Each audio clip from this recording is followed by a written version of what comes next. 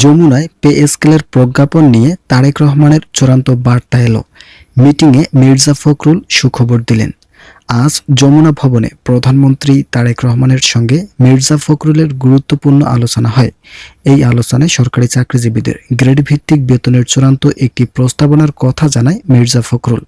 তিনি বলেন, যেহেতু সরকারি চাকরিজীবীদের বেতন দীর্ঘদিন পর বাস্তবায়ন হচ্ছে, তাই বৈষম্যের বিষয়টি মাথায় রেখেই 2 ধাপে বেতন বৃদ্ধি কার্যকর যৌক্তিক বলে মন্তব্য করছেন সচিবরা। তাই সচিবদের এই বিষয়টিকে সরকার কর্তৃপক্ষ থেকে সমর্থন জানানো উচিত।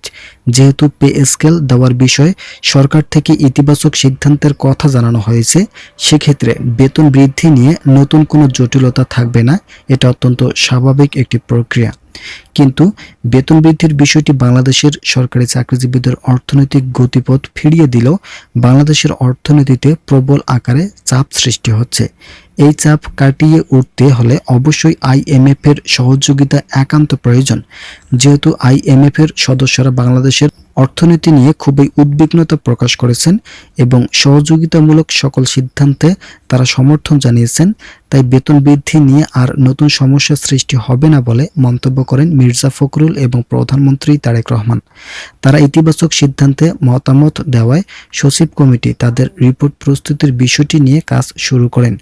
গ্রেড ভিত্তিক পূর্বের যে তালিকাটি ছিল, সেই তালিকাটি বাতিল করে নতুন তালিকা প্রস্তুত করা হয়েছে। সচিব কমিটির সদস্যরা এই বিষয়টি নিশ্চিত করেছেন, যা বাংলাদেশের 24 লক্ষ সরকারি চাকরিজীবীদের একযোগেই নবম জাতীয় বেতন স্কেলের পূর্ণাঙ্গ আকারে বাস্তবায়ন করতে যথেষ্ট সহায়ক হবে। আপনারা এখনও যারা চ্যানেলটি সাবস্ক্রাইব করেনি, তারা অবশ্যই সাবস্ক্রাইব করুন। যমুনা ভবনে আয়োজিত গুরুত্বপূর্ণ সভায় তারেক রহমানের পক্ষ থেকে এই বিষয়ে চূড়ান্ত বার্তা প্রদান করা হয়েছে। সভায় উপস্থিত সরকারি কর্মকর্তা ও সংশ্লিষ্ট নীতি নির্ধারকদের আশ্বস্ত করে জানানো হয়েছে যে বর্তমান সরকার সরকারি চাকরিজীবীদের আর্থিক সুরক্ষা ও জীবনযাত্রা মান উন্নয়নে বদ্ধপরিকর। তারেক রহমানের এই বার্তা সরকারি কর্মজীবনের মধ্যে এক নতুন আশার সঞ্চার করেছে। সভায় বিএনপির মহাসচিব মির্জা ফখরুল ইসলাম আলমগীর অত্যন্ত ইতিবাচক সুরে সুখবরটি নিশ্চিত করেছেন। তিনি স্পষ্ট করেছেন যে বর্তমান অর্থনৈতিক পরিস্থিতিতে দেশের উপর অনেক ধরনের চাপ বিদ্যমান থাকলেও সরকারি চাকরিজীবীদের জন্য 44,000 কোটি টাকা বিশাল বাজেট বরাদ্দ নিশ্চিত করেছে। মির্জা ফখরুল দৃঢ়তার সঙ্গে ঘোষণা করেন যে এই বাজেট বাস্তবায়নে সরকার কোনোভাবেই পিছপা হবে না। দেশের অর্থনৈতিক সক্ষমতা এবং চাকরিজীবীদের প্রয়োজনের কথা মাথায় রেখেই সরকার এই সিদ্ধান্ত গ্রহণ করেছে।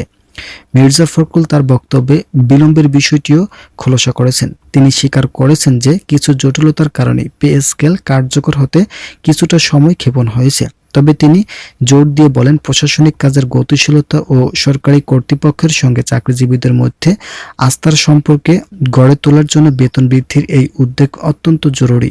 সরকারের নীতি নির্ধারকরা মনে করেন, এই বেতন বৃদ্ধি শুধুমাত্র একটি আর্থিক সুবিধা নয়, বরং এটি কর্মদক্ষতা ও স্বচ্ছতা বাড়ানোর একটি অন্যতম হাতিয়ার।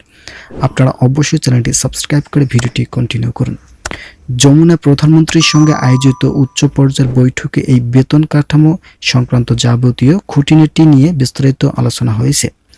বৈঠকে উপস্থিত থাকা নীতি নির্ধারকরা সরকারি চাকরিজীবীদের দাবির প্রতি সহমর্মিতা প্রকাশ করেন এবং বর্তমান বাজার মূল্যের সঙ্গে সামঞ্জস্য রেখে বেতন স্কেল পুনর্নির্ধারণের প্রয়োজনীয়তার উপর গুরুত্ব আরোপ করেন।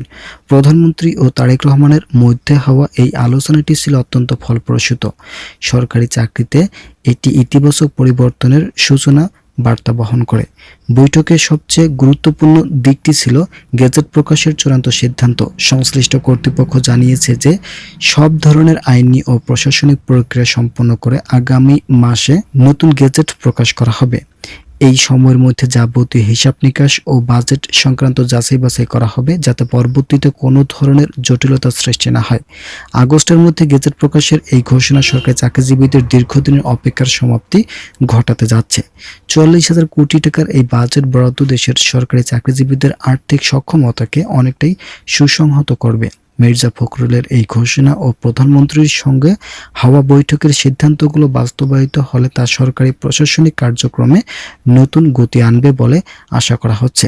আগামী আগস্ট মাসে গেজেট প্রকাশের মধ্য দিয়ে এই নতুন পে স্কেল কার্যকর হওয়ার প্রক্রিয়া চূড়ান্ত রূপ নেবে, যা বর্তমান সরকারের উন্নয়নমূলক জনবান্ধব নীতিরই একটি প্রতিফলন হয়ে থাকবে। ভিডিওটি শেষ করার পূর্বে আপনারা অবশ্যই চ্যানেলটি সাবস্ক্রাইব করে আমাদের সঙ্গেই থাকুন।